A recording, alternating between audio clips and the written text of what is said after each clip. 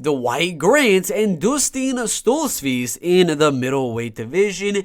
Now, Dwight Grant, his last fight was Sergey Kanzoko right there. Sergey was coming off a very, very long layoff in MMA, had not fought in the UFC for a while. Came back, and Dwight Grant looked pretty dang good, actually outstriking Sergey Kanzoko for a little bit in that fight until he didn't, and he got caught and knocked out in the second round. Now, that fight was in the welterweight division, as were a lot of the fights for Dwight Grant. I mean, Francisco Trinaldo was in the welterweight division. Stefan Sekulic was in the welterweight division. D-Rod, welterweight. Alan Jouban. I mean, all of these fights were in the welterweight division.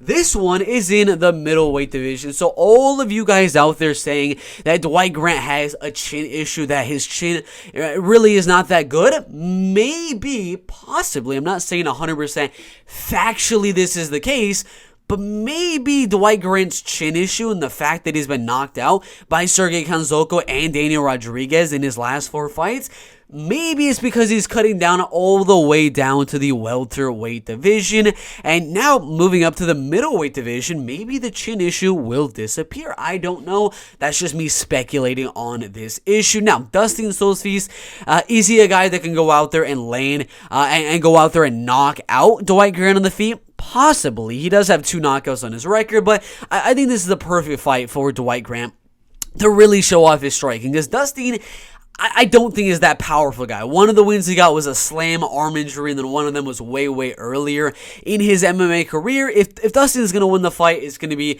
mainly wrestling and grappling type of thing, trying to grind out a decision, because striking, Dwight Grant's going to have the advantage. And because I don't really think there is that avenue to victory of Dustin going out there and knocking him out in the fight, I think Dwight Grant should go out there, be able to use that little bit of a height advantage, a little bit of a reach advantage as well, use the movement on the feet, go in and out with the striking for 3 straight rounds.